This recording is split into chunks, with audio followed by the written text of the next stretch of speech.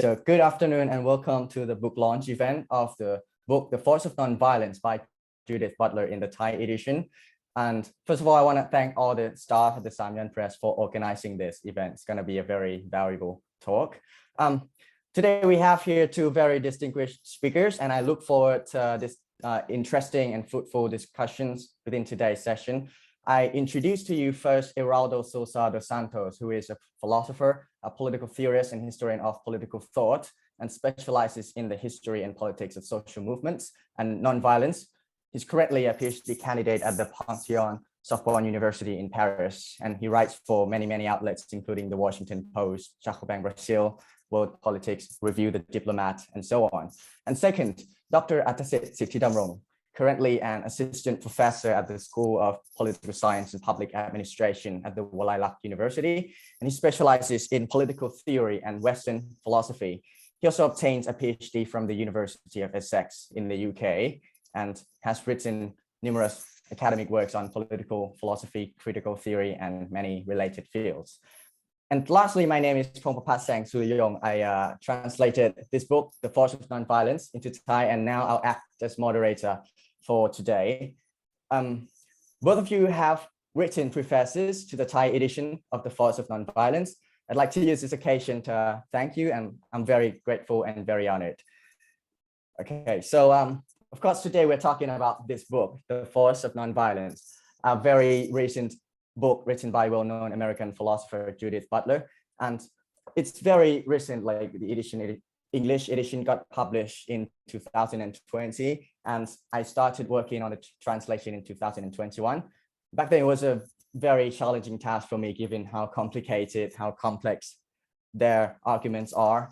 Luckily, I took a few philosophy and political theory classes in the university, which really helped me in the process. Okay, so a bit about Judith Butler. They've been known for their work on the theory of gender performativity, as some may know, from the book called Gender Trouble, which has been so influential in the queer and LGBTQ plus movements for decades. But they also write about politics as well. For example, the book called Precarious Life, written about the 9/11 incident, in which they pondered the concept of, for example, grievability, and now The Force of Nonviolence, where they consider the relationship between politics and ethics and many other concepts. So the book title suggests it's about nonviolence, but actually I think it's actually involves a whole lot of many other concepts. Like the whole book really shows how Butler's political thinking unfolds. For example, Butler embeds the debates on nonviolence into their theory of relationality, which means that all of us as living beings are interconnected with one another in profound ways and are thus responsible for one another, which is to repudiate the individualistic or neoliberal framework that has been influential in our political thinking for some time. Butler also argues for a conception of equality, without which nonviolence would be impossible. It's an equality of the grievable. This is a concept of grievability, meaning that the life of every single living being is worth the same value. And when such lives are lost, we mourn and grieve for them equally. Okay, but I'm not gonna delve into the details now, since we have two experts here with us. So instead of me explaining, I'll give the floor to both of you. And I think our discussions today will later on become very valuable as a material or like a little handbook into studying Judith Butler's theory and philosophy, especially for the Thai audience. Okay, let's start with the first question, Geraldo. Is the Force of Nonviolence, the book, relevant in the current global political context, and why? How would you say, how can we apply the book to our political thinking? So, can you hear me? I think yes. Yeah, yes. Thank you. Thank you for organizing this. So about the current political context, so as you have just said, the book is a very complex one. So it's a book that can be understood itself, but at the same time, it's easier to follow it if you're more familiar with Butler's political philosophy, as we are going to discuss today. But I do think that discussions about nonviolence are key to understanding what's happening in the world today. And debates about, for example, whether movements can resort to violence, whether violence is the adequate means to achieve nonviolent ends, and so on, are key debates today. And I think Butler offers a very interesting and fruitful way of approaching these discussions. Especially for those of you who are curious about that, the introduction of the book is very useful. It shows exactly the kind of debates that are happening around the world, especially concerning the way in which the left has been debating the uses of violence and nonviolence in the present.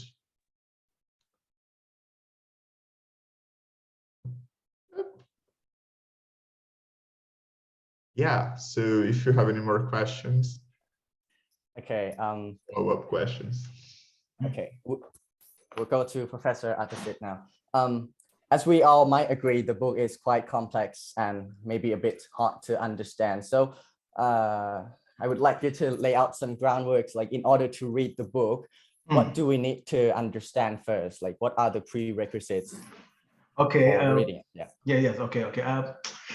Actually, I think this quite seem complicated that if first we look like I think for the English-speaking reader, the book in the original version, I think it was intended for the broader reader, for the general reader. So I think it should be easier to read comparing to her previous book, right? But I think we should keep in mind that this book is the philosophical in character. So it means that some content in the book is not quite clear cut, or it's not quite clear. So you have to read it again and again and again. So I think even for the specialist, like for the student in the political theory or philosophy, I think it needs time to think about it, to get to it. But yeah, I think you will find some fruitful idea from the book. But comparing to the Thai version, this book, right? For our Thai reader, I think it might be more difficult comparing to the original version, due to the reason that there is no place for some word in Thai. I mean that there is no place for some word in the Thai semantic field. For example, the word fantasy. So that is a quite complicated word to translate as well as to understand. But I think even that, I would like to encourage everyone to read it and read it again and again and again. And if you find something hard to understand, you can go to the original version and try to read it again, and then you might be get some idea, some more clear idea. Yeah, that's it. Okay, Professor Atasit, to give the audience more context, what kind of thinker do you think Judith Butler is? Like, can they be considered like a French theorist, as they reference French theory a lot? Okay. I think by defining her as a philosopher who pursue issues from French tradition, I think that's quite narrow. I think the better term is continental. I think not only Butler use French post-structuralist tradition, Foucault and Derrida. I think she also is influenced by many German philosophers. For example, we can think about Hegel, Heidegger, Nietzsche. So continental is more appropriate. However, what I would like to make comment on her thought regarding the book, right, is that in my view, I think the book, the Force of Nonviolence, is a culmination of her political project, which was commenced nearly 2 decades ago from the event of 9/11. You can check it. Before 9/11, Butler worked in the field of feminist and feminist philosophy, and so you can see that most of her writing concern about politics of gender, politics of sexuality, But to some extent, the event of 9/11, in my view, pushed her to broaden her scope from the gender and sexuality issue to the topic of the political conflict, particularly from the conflict that comes from the regime that govern our perception, which you can read from the precarious life, from the front of war, and a lot of her writing seem to deal with that kind of issue. Hence, by reading The Force of Nonviolence, I think read it with her previous book, previous writing, it is not difficult to regard the nonviolence practice as an answer, an exit from the problem she would like to critique. So I think there is the kind of the continuation from her political project. Yeah, that's it. Okay, Geraldo. What exactly is nonviolence on Butler's terms, and how would you characterize her nonviolence? Where does it stand in politics? Like, is it a tool or like a goal in itself, or is it something else? Yes, that's a very interesting question. So many people have been criticizing Butler for not engaging directly with the long tradition of nonviolence, especially outside the global north. And I'm talking here about Gandhi, I'm talking here about a lot of activists, including the global north, who have been trying to answer precisely this question. And Butler, as we have just started discussing, tends to discuss more directly the work of French and German philosophers like Derrida, like Foucault, like Freud, like Weber. And what I'm saying that, because for this tradition of nonviolence, it's very important, as many others have tried to point out, that there is a difference between, as you said, violence as a goal and nonviolence as a goal and nonviolence as a means. So Butler seems to point out the importance of nonviolence as a goal and as a means. But at the same time, at certain points of her argument, she emphasizes that we must act nonviolently, even if nonviolence is not effective. Which, you know, perhaps is not an argument that many activists will do. In general, we tend to say, many activists tend to say, and I know that's a very controversial issue, that nonviolence is both a goal and a very effective means to achieve nonviolent goals. And they tend to rely today on empirical research that shows that, for example, countries that have undergone a process of democratization via civil resistance, nonviolent resistance, tend to be more stable. So the main idea for Butler, again, is that nonviolence has to be our goal, even if it's not effective. And our goal, this we am talking about, is usually the left. It's important to point out that Butler is in dialogue with the left. But at the same time, for many activists, and I think that's the main difference between her and this long tradition of nonviolence, that this question doesn't make sense, because when you try to achieve nonviolent goals via nonviolent means, you finish by showing that these are the only goals that can actually achieve nonviolent.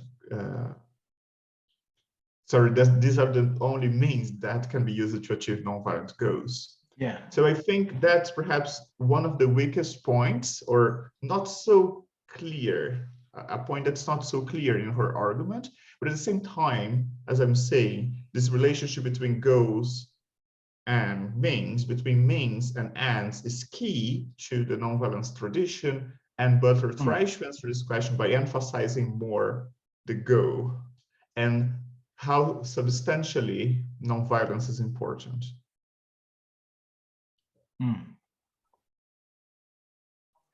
Okay, a bit more about the characteristics of Butler's nonviolence. How different or unique is that conception of nonviolence, like in context between other conceptions of nonviolence by other theorists? Are there any differentiations? That's a terrific question again, and I just started answering that somehow. again, I think that Butler tends to not emphasize a lot this relationship, this intrinsic relationship between means and ends. That's very clear for other authors in this tradition, including for Gandhi. So the main idea, perhaps to make it clear to everyone watching us, is that for this nonviolence tradition, it's not only that's correct, that's morally right to act in a nonviolent way. That's not only about the intrinsic morality of the act, but it's to say that when you act nonviolently, your acts tend to be more successful if you're a member of a social movement. That violence is less successful than nonviolence. That's a point that Butler doesn't directly make. And I think that's a point that matters when we are discussing, especially about social movements. Because one of the main arguments about nonviolence, as you have perhaps realized, my camera is not helping me today, but one of the main points about nonviolence in public debates is whether violence is successful in achieving genuine political change. So one of the main arguments for many people is to say, look, movements should be resorting to violence because it's more effective than nonviolence. Butler doesn't go too far. And that's one of the key points for other authors of civil disobedience like Gandhi, Martin Luther King, and so on. As you have perhaps realized, she just mentions these authors at the very beginning of the book. And these authors are authors, as I'm saying, that have discussed intensely this question of effectivity, not only morality. Again, just to finish, it's not only about saying, for this tradition at least, and I know it's very controversial for many people, that violence is effective, that nonviolence is morally right. It's to say that nonviolence is tactically more effective to change society. Okay, thank you so much. Professor Atase, equality seems to be one of the main goals in Butler's political projects. What exactly is equality according to Butler, and how do we achieve it? Okay. Equality, I think in this word is a con as a ground for her argument of nonviolent practice, right? I think equality is the kind of the part and parcel of nonviolence strategy to the extent that it serves the aim of life preservation, right? So I think the point for Butler is that when we talk about life, we tend to treat it in terms of single individual body, and I think this is wrong for her, right? It's quite obvious that if you look at chapter 1, right, you will see that Butler tried to expand the scope of life from the unit of individualism to the unit of let's say network, right? So for Butler, I think life is by no means individual. Right? Life has already been dependent to each other. Right? We have to depend to each other. We have already been dependent to each other, and this is the fact of our existence, right? So I think with this in mind, but I think Butler's approach of equality is quite different from the liberal tradition. I mean, when you think about the liberal tradition, it usually starts from the individual point of view. You can read the work of John Law, you can read the work of Ronald Walking, who try to propose that there is only two positions regarding the equality, let's say the equality by process and equality by outcome, which both share the same view that everything, every resource must be distributed to one person, to individual. So that's the premise of the liberal tradition, right? But Butler equality is another thing, right? Because in my understanding, I think the unit that she tried to posit the equality is what she called interdependency. This comes to mean that equality in this case is the equality of life or equality of everything that belong to regime that make life possible. And I think this point can allow her to link equality with the idea of gravability, which her proposed in her previous work. Yeah, I'm not quite sure how to achieve it practically, but she tried to give us an insight that we had to let's say make a rethink about equality and make it more radical. Yeah, that's it. Okay, so Butler's conception of nonviolence and also equality, as we discussed, also rely on other concepts in the book. For example, as we discussed, relationality, interdependency, and there's also like ambivalence and also grievability. Could you please explain some of these concepts so that it makes it easier for readers to understand it as a whole? There is one concept that I would like to underscore, the concept of vulnerability, which I think which seem to be identical to her idea of the precariousness. I think this is very in my view, this is the heart of her argument of nonviolent practice. I mean, she seemed to argue that at the end of the day, we as a human are in ourselves vulnerable to each other.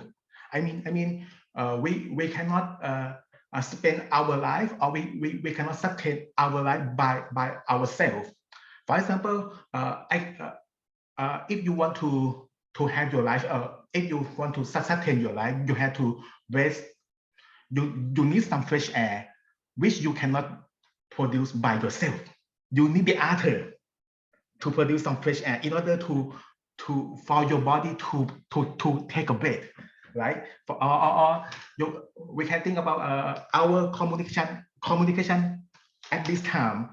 In order for me to talk with you, I need another thing.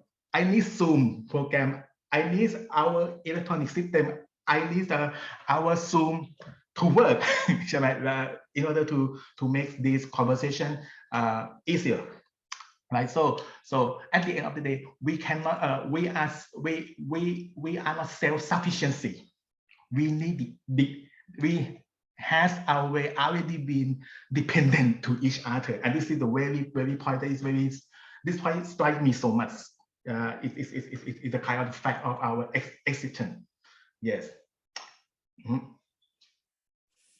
thank you so much. It's really useful to understanding it, I think. Okay, we'll move on to discussing about global politics and maybe Butler's thinking and its consequences on talking about global politics. So Geraldo, this is personally what I want to know or have an answer. The war in Ukraine, it's by now probably one of the biggest concerns in global politics. Are Butler's thoughts relevant in this context? Can Butler answer how do we oppose such egregious violence? Yeah, especially for those of us who study the history of nonviolence, one of the main arguments against nonviolence is precisely, or comes precisely from the fact of war, the fact that we need violence to finish wars, which would show for many authors, for many activists, that we need violence to achieve non-violent means, and hence the arguments of authors like Butler would not be valid, right? So if, as I said before, the main argument of many authors, many activists defending non-violence is that actually we need non-violent means to achieve non-violent ends in a very effective way, the case of war would show precisely the contrary. So it's very challenging. That's the point in which many will tell you, well, what would be Europe today without Second World War? Should, for example, the other nations just accept Nazi Germany's domination, and so on and so forth. You know, that's a very tricky and difficult argument to reply to. But to answer your question more directly, I think that Butler's work, and we have been discussing that, sheds light on this kinds of interdependence that makes her argument extremely original. I have been talking about what she doesn't do in comparison to other theories of nonviolence, but what she does is very interesting. Since her work about 9/11, about the terrorist attacks, and since her reflections started on what does it mean to grieve certain lives, to mourn certain lives, but not others. Who deserves to be remembered? Who deserves to be mourned? It seems that for many, the terrorists should not. It seems that for many, people like the Ukrainians dying in the war shouldn't be mourned. Even people like Russian soldiers shouldn't be mourned. And the main debate here is about whether we should reconsider what's happening there. Fighting structures, not fighting people. But how to oppose this egregious violence via nonviolent means, it's a very complicated question. And I think the ways in which she helps us defend this question, answer this question, is a very interesting defense of nonviolence, in which she argues, and perhaps you realize that, the very idea of self-defense, which we usually associate with violence, means or can be interpreted as a nonviolent idea. Self-defense means defending the self, not this individual self, but a self that lives among other selves that must protect themselves against violence. So this kind of thinking, I imagine, or I would say, can contribute to thinking about new forms of solidarity today. But for sure, I don't think that Butler's book offers a solution for everything in this regard, but it does have in mind many experiences of war during the period in which she started to develop this work on grievability. The Iraq War, for example, is a key example here. And I would say that that's one of the main things she can offer us, to think about this interdependence, solidarity, but also about the fact that in cases of war, in contexts of war, we tend very easily to decide and very quickly that some people deserve to be remembered, deserve to be mourned, and others not, from both sides of the debate. And we might ask ourselves, what does it mean, for example, to mourn or grieve those who are participating from the Russian side? That's the kinds of question that debates about nonviolence can invite us to raise. Okay, very interesting. Okay, now I'm interviewing you as a scholar of civil disobedience. I think there might be some interested in this topic. So can you characterize what exactly is civil disobedience?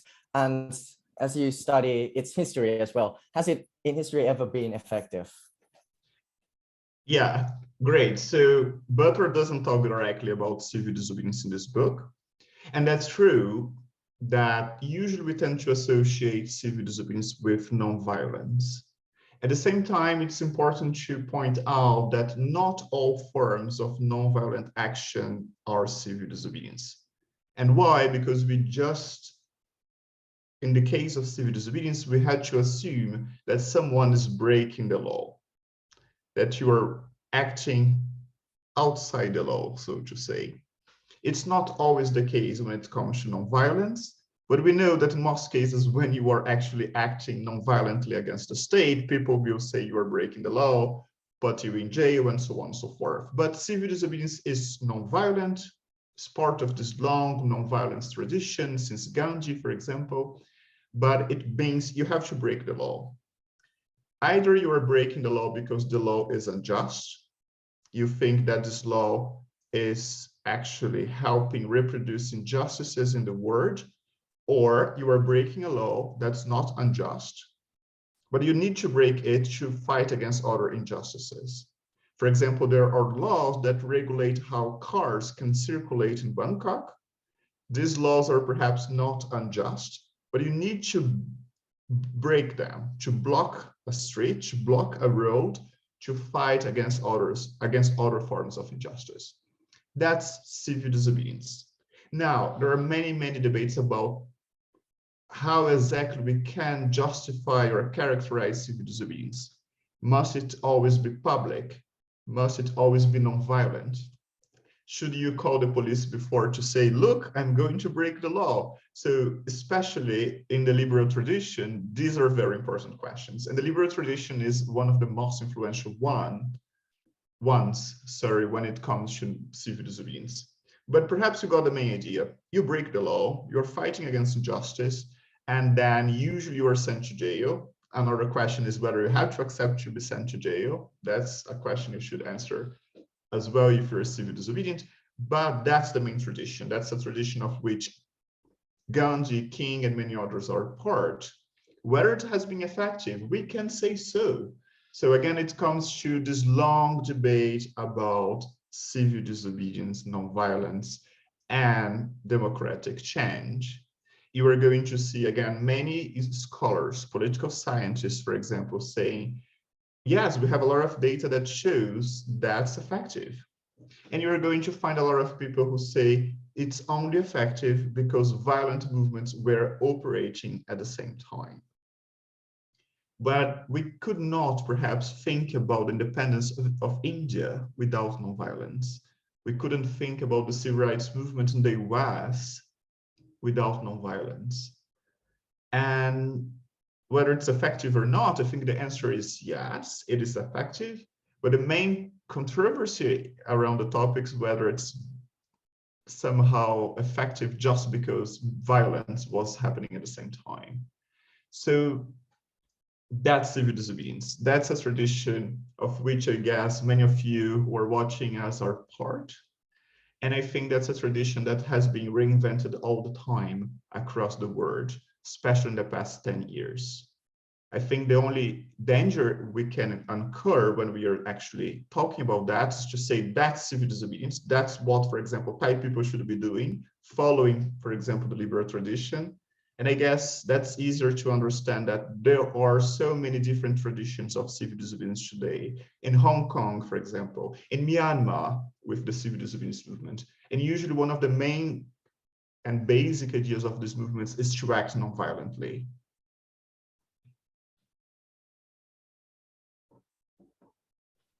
Okay, but I think you answered the question I'm going to ask, but are there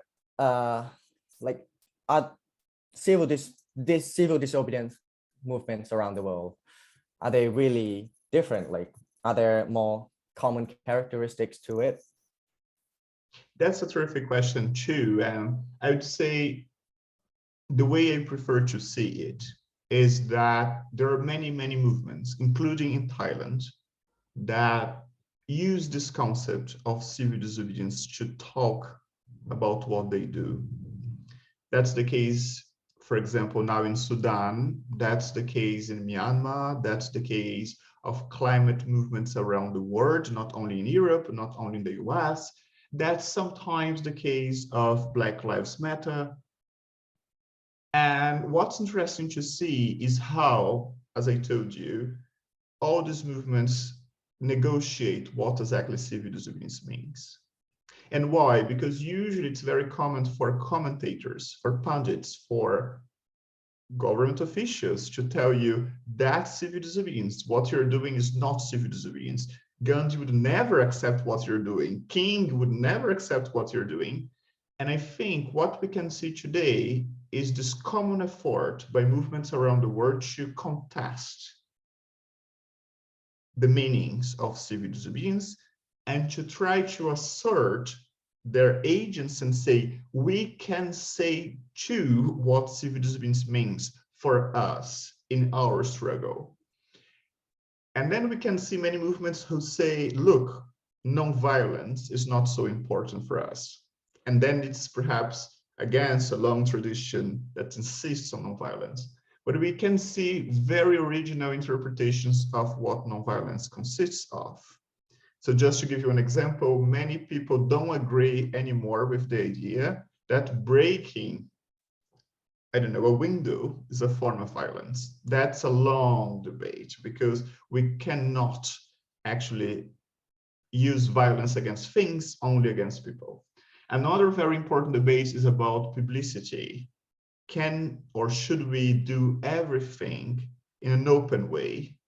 Or should we accept always to go to jail, even if one of our leaders is going to be outside to help us for a long period of time? So these are questions that have been contested more and more. I think the common, let's say, feature of these movements today is perhaps a certain commitment to nonviolence. And this commitment can take shape in many forms. At least many activists say, we should avoid violence. It's true that violence can take place, especially when you gather thousands, hundreds of people together, but we should avoid violence for many reasons, because we want to build a nonviolent world, what we call prefigurative politics. We want to live today as we want to live in the future, but also because it's morally wrong to resort to violence. But the main idea here is, let's discuss together what nonviolence means for us and how we can practice nonviolence on the ground. I would say that's the common feature of civil disobedience movements around the world today. Okay, we'll mention Thailand a bit, but in the context of global civil disobedience movements.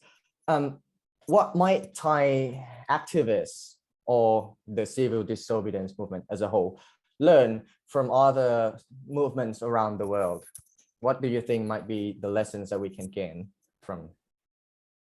Yeah, that's a great question, especially for me. I'm more interested in knowing what we outside Thailand can learn from you. And I'm just saying that because I would say that in general, Southeast Asia and Thailand are countries that are completely outside the imagination of civil disobedience in the West. And I think it's a problem. That's not only a shame or a pity, it's a problem. But I guess that the kind of work you have been doing in Thailand shows a very strong sense of awareness to what's happening around the world, especially in Asia. And I think the Milk Tea Alliance is a very clear display of this awareness and the effort to build transnational networks of solidarity with other activists around the world. We tend very easily to neglect how important it was in the history of nonviolence. Nonviolence just became a global idea because people around the world start to meet and discuss and travel to talk about Gandhi's ideas of nonviolence. So this idea of building transnational forms of solidarity with movements very far away from home, that's something that started exactly in the region you come from. And I think Thailand shows exactly the example that other countries should follow. And that's the very kind of form of nonviolence that's original to, that can be traced back to Gandhi's tradition, to the Gandhian tradition. I think that today, reading the work of Judith Butler can be very inspiring for you. Again, perhaps you are going to find it very difficult, but I would say that, again, especially the chapter on the politics and ethics of nonviolence and the introduction can shed light on all these very complicated, sometimes theoretical questions we are discussing. What to do in case of war, what to do when you are faced with egregious violence, and how to fight against it in nonviolent ways. But I guess that what Thai activists and the Thai audience is doing is very important, and it is really part of the avant-garde of nonviolence and civil disobedience today. So to answer your question more incisively, I promise, I guess that just keep doing the terrific and important work that you are doing now with the Milk Tea Alliance, with all the support to translate your the work of other people writing about social movements and activism around the world. I think that's something very interesting. I think that for the future, you might just keep doing exactly what you're doing, building transnational forms of solidarity. Because as you have just said, nonviolence is not a problem, or not only a problem at home. We have to think about what's happening in Taiwan. We have to think about what's happening in Hong Kong. We have to think about what's happening in Ukraine. And having this global consciousness is, from my point of view, what's more important about the movement. And I think that the Thai movement is very, very forward from this point of view. Okay, I think that's it. And we'll be moving on to discussing Thai politics, but in reference to Butler's nonviolence. Professor Attasit, I think we've been debating about violence versus nonviolence a lot in Thailand recently, especially during the 2021 protests at like the Dindang intersection. Can you give us an intellectual landscape about how Thai scholars debate the topic, and how can Butler's book inform such debates in Thailand? All right, that's a hard question. Okay. Well, I think that in my view, the debate on the non-violence and violence in Thailand seem to be around the question of the utility. Okay, is it work for using non-violence? Is it all right to use non-violence to achieve our goal? So it's not about the end of non-violence, but it's about the kind of means, right? With this in mind, I think Butler can inform us another phase of non-violence, which is not about the means, but it's about the end. In the sense that if you practice non-violence, it's not about the kind of the tools that you can use in order to achieve your goal, but it's about the principle of life preservation or self-preservation. You just can't act non-violent practice in order to achieve your specific goal, but you have to broaden your goal from your narrow target to our system of life preservation. I think that's it, the point for Butler in my view.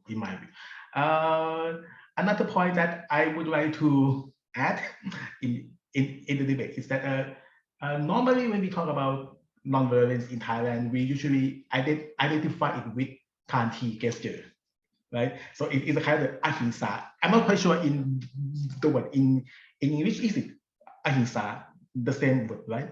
I'm not quite sure. Yes. Okay.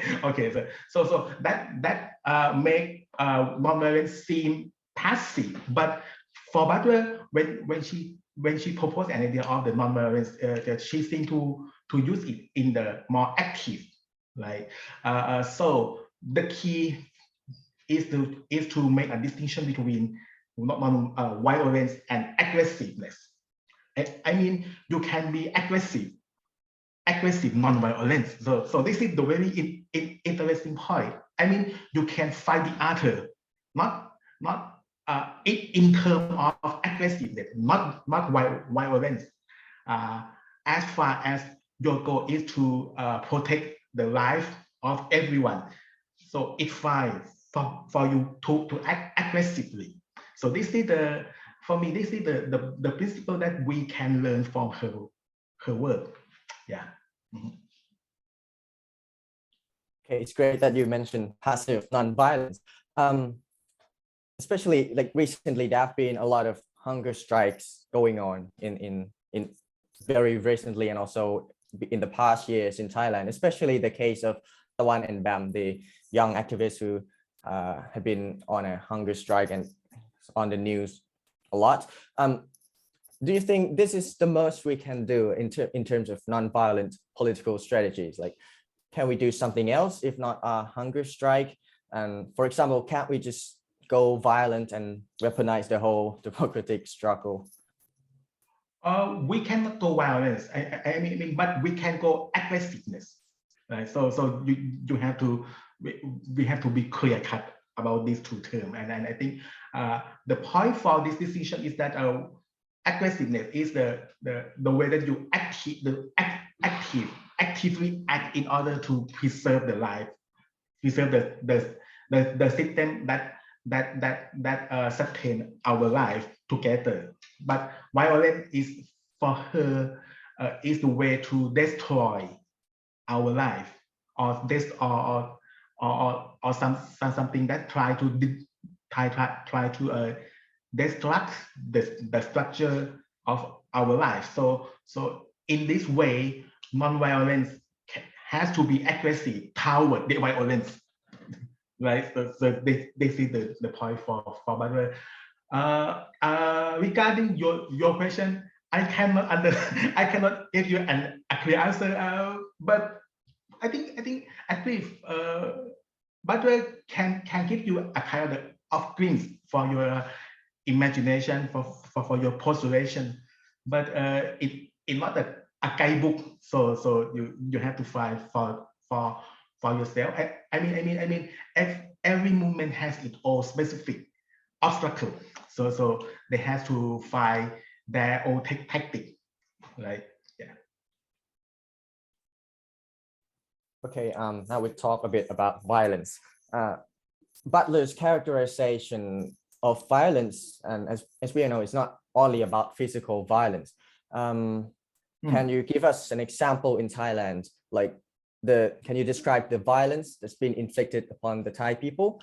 The one which Butler might consider as violence. For example, let's just the law in Thailand violent? Is like capitalism or capitalistic monopoly violent, or is the lack of decentralization of resources violent, and so on? Okay, I think the most interesting feature that we can learn from our Thai situation, coupled with the Butler idea, is the idea of the grievability or idea of the biopolitics as the way to create the non-grievable life. And this is something that we have been familiar for, I think, for nearly 2 decades since our political conflict happened in I'm not quite sure 2004 to 2008, like something like that. And yeah, for example, when Butler talk about the creation of the non-grievable life, she link it with the idea of the biopolitics from Foucault work.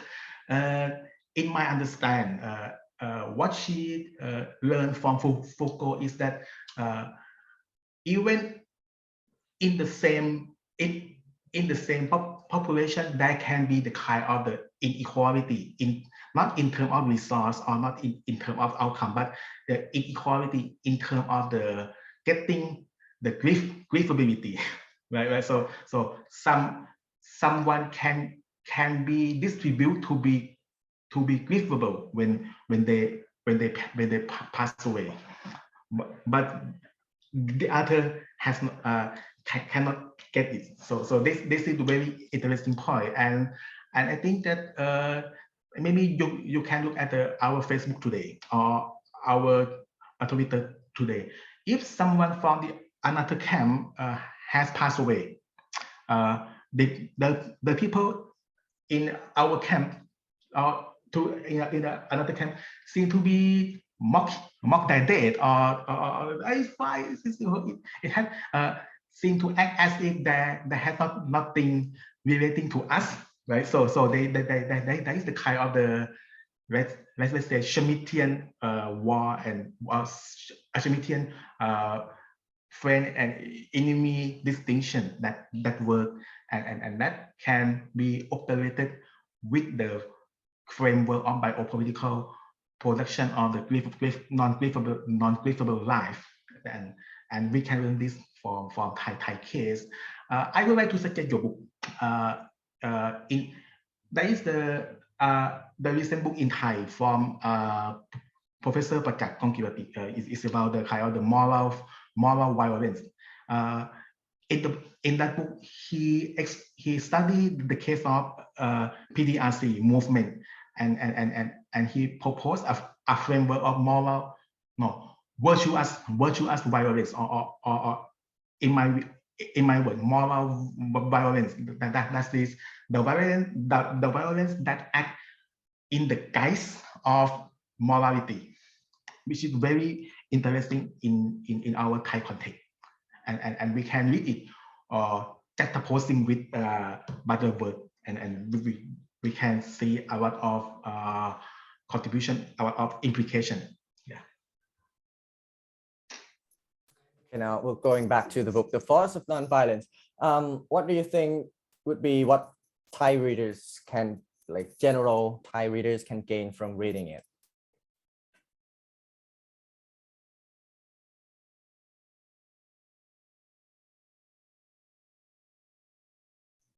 Your mic is on mute. Sorry, I cannot hear you properly. Can you repeat it again? Yes, sure. We're going back to the book, The Force of Nonviolence. What might Thai readers in general can gain from reading the book? I think, as I said, at least Thai reader can gain a knowledge that violence should not be exhausted with guarantee gesture. So when we think about non-violence, it has another form of non-violence rather than the mainstream kind of the Kantian Gandhi gesture of non-violence. And this is an important lesson. Another thing is the way to think about aggressiveness. If we can make our movement non-violence, but at another time aggressiveness. So this is very, very interesting. I think we can learn from this point, and yeah, there is another thing that I would like to suggest that when Butler proposed an idea of the nonviolent practice, she associated with the idea of the radical democracy. So if we practice this kind of the nonviolent practice, it might mean that our political regime will be the kind of the radical democracy, which is a very interesting point for me. But what seems to be unclear is the definition of the radical democracy. but yeah, you can find it in her another word. Yeah. Okay, we're gonna conclude this talk with maybe your personal impressions of the book. I would like both of you to share what parts in the book struck you the most and perhaps might be worth sharing. Okay, Everaldo, you can. Should I start? Okay. Yeah, I think there are a few passages that might be especially interesting for the Thai audience, but that's, again, as you said, very personal. So I really liked this idea of non-violent aggressiveness, which is completely counterintuitive for many of us. And I think it's key to understanding what non-violence means. And if I can perhaps talk about another translation that Samian Press did, many readers could, for example, read Butler with Martin Luther King's letter that NetWeek translated into Thai, in which you can see this very notion of a kind of non-violence that's not passive, as we usually tend to say, that you are all the time struggling, you are all the time fighting for justice. So you are not just, you don't just stop and wait, but you'll fight for what you're looking for.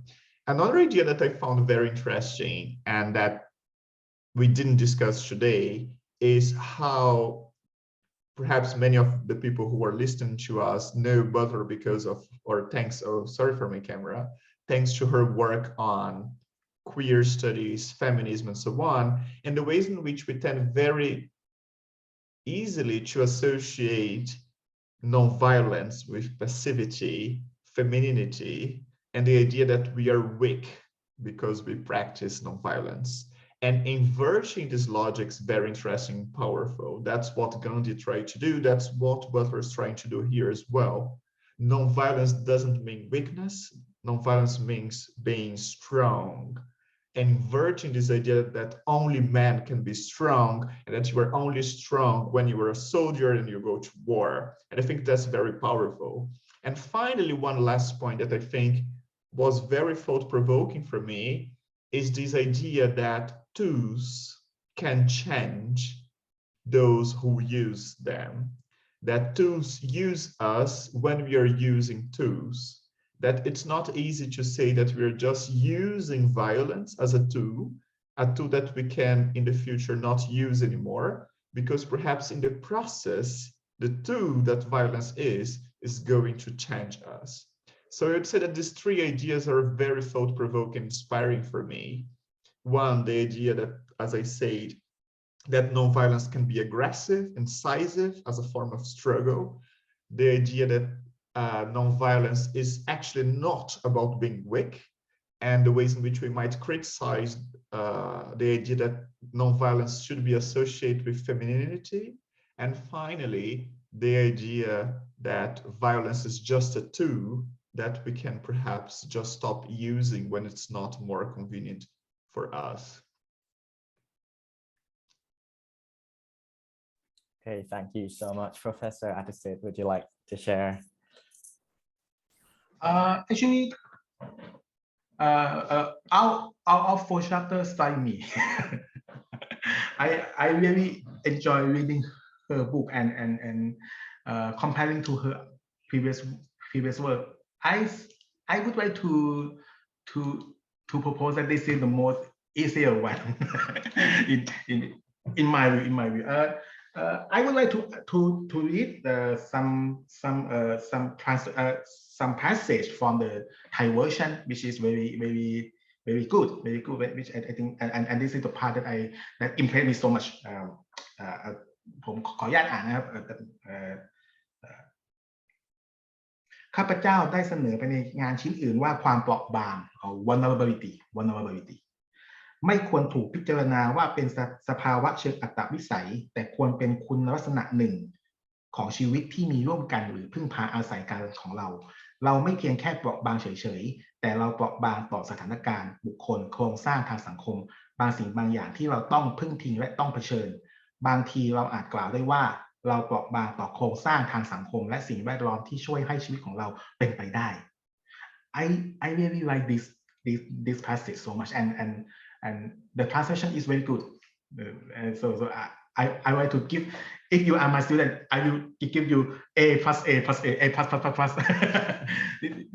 This is a very good translation. It's very good translation. So I would like to encourage everyone to read it. Of course, it's hard. It hard, especially for Thai reader who does not share the same semantic field with the English speaking. But I think you can be profit by reading this book. And ก็เชิญชวนทุกท่านอ่านนะครับ Okay, if I may, I would like to share my part on this question as well. I think what impresses me the most is the postscript, where Butler asks us to rethink about the concept of vulnerability and the vulnerable, where the vulnerable are not just the vulnerable and awaiting, for paternalistic power to help them, but they are demonstrating, they can demonstrate their vulnerability to demand the governments or the powers that be for what rightfully belong theirs. And Butler gives an example of migrants in refugee camps in like France and Germany who sewed their lips shut to demonstrate their own voicelessness, in physical forms to, for the government in Germany and France. And also another example is a performance artist in Turkey called Erdem Gündüz, and who goes by the title, The Standing Man. Who stood in the Taksim Square in Turkey after the government imposed a ban on a protest or something, by requiring people to stand apart from each other. So in that way, he was not breaking the rules or anything, but at the same time, he was using his body to show the injustice of the ban that the government imposed. I think this kind of arguments, it resonates a lot with our current political situation in Thailand, especially in the context of the hunger strikers, Tawan and Bam, who were using their bodies to show the injustice in like the judicial system and demanding the release of their loved ones, the political prisoners, and and for democracy as a whole. Yeah, I think that's really impressive when it really hits close to home, very relevant in Thailand. Sure. Yes. Couldn't agree more. I could not agree more. And also I think vulnerability is very is the ground for our rethinking on the equality. Everyone is equality. Everyone is equal to the extent that everyone is vulnerable. I think this is very interesting point. And yes, the case of Bam and Tawan is so, it can be used as the kind of the application for the idea of the practice of aggressiveness, non-violence, right? Yeah. Okay. No, I just had a question for you, perhaps. Yes, sure. When you were talking, for example, about alternatives to, for example, the hunger strike, other possible tactics, strategies, I wonder whether you have a translation in Thai for the 198 Methods of Nonviolent Action by Jean Sharp. So that's a list of, again, 198 methods, and which has been translated into Myanmar a few years ago after the coup. And in this, you can, it's not supposed to be an exhaustive list, so that's something you're supposed to reinvent all the time, but there you can see a few ideas beyond, for example, civil disobedience, like the ones you described, in which you show in a non-violent way, or we might discuss that. So for example, might we say that sewing your own lips is non-violent? If you are, for example, acting in a violent way towards yourself, which is a very important question in many traditions. But in any way, so there, I think many Thai activists, many people listening to us now can find sources of inspiration. Perhaps to say that the list is not enough, that we must create beyond it new forms of resistance.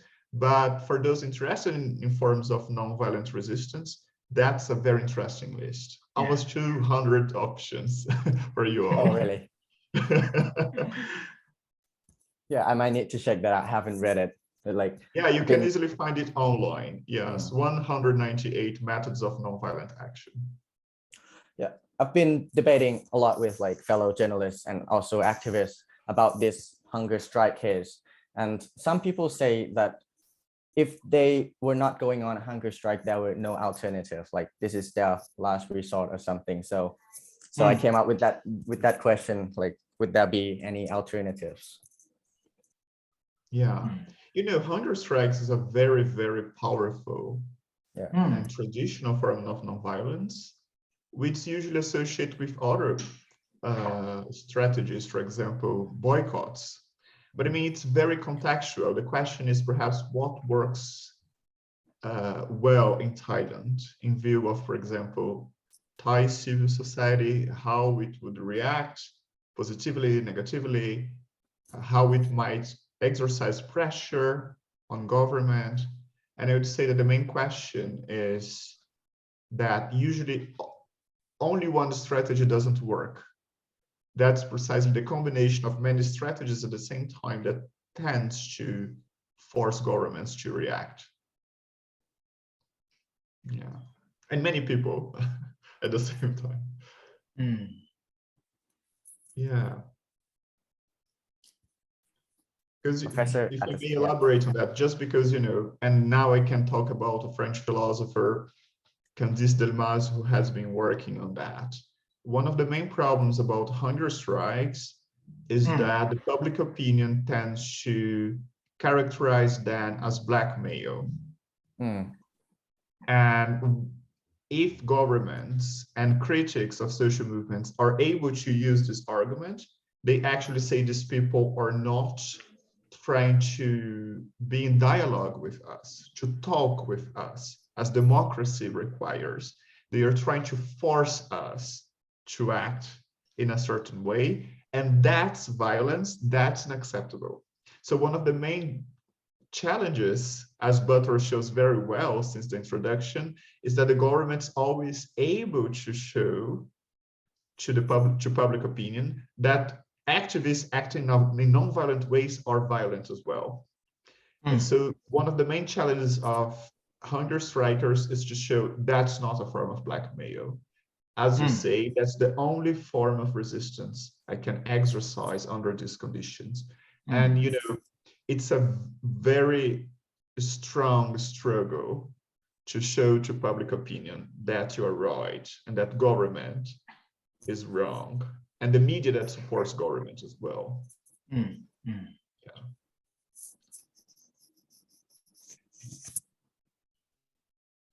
Professor Atasid, would you like to add on this discussion?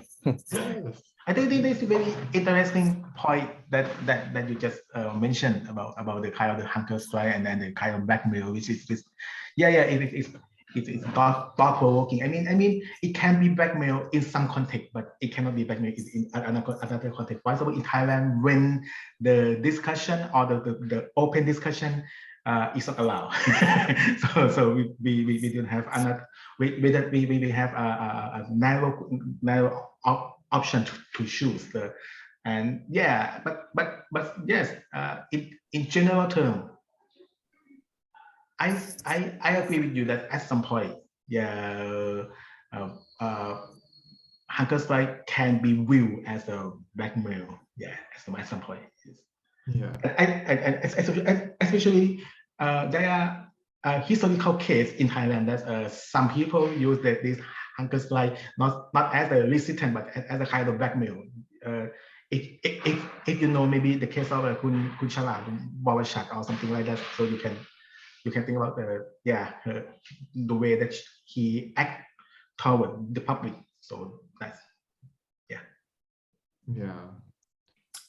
yeah, and sometimes, I mean, one of the strategies, but I guess it's very delicate to do so, but one of the options is to say, well, it's blackmail, but still, that's the only option I have, and my cause is the cause of justice. What do you mean? I mean, we are always talking, that's one of the main challenges for social movements, right? About this necessity of showing to public opinion that everyone should support us.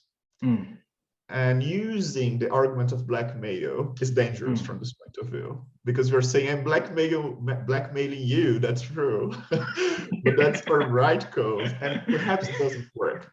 And that's why I told you at the very beginning, right, that one of the main questions that, again, Butler doesn't discuss in the book, and she says that's not the most important question for her, is whether nonviolence can be effective. Many people today, like in the US, Brendan Terry, Karuna Montana, people who have been working on Gandhi and King, they show they were not idealists. They were realists. They were trying to say, we have a method for change that works very well and better than violent revolutions. So they were not saying, look, we are actually in a condition in which we don't have an army, that in order to fight a war against our oppressors. No, they were saying we have a method that works better. And that's the main challenge, to show that nonviolence is more effective than violence. So that's why it's so delicate for those who defend nonviolence to show it works. It's working. And when it's not working, public opinion usually tends to criticize the movements in question, and as Butler shows, say these movements are violent, even if they are just exercising violence towards themselves. That's always very difficult, but that's perhaps the most original part of this tradition, to say, let's show that's effective. Let's show to other people that we are right in non-violent ways and that it works. And I will stop here, sorry. Okay, it's okay. Okay, I think I might end the discussion here. It's really maybe an appropriate timing, you know, if we talk about the effectiveness. I think this talk will, you know, inspire a lot of people to, you know, to think about politics more and also non-violence more. And I don't know, I hope it's inspiring some people to read the book, and I'm looking forward to, as I said, looking forward to discussions about this book, and as well as non-violence in the Thai society in general. Okay, so I think I'll end the talk here. Thank you very much, both of you, for this, for this very interesting and I think very thought-provoking discussion. Thank you very much. Thank you. Thank you so much.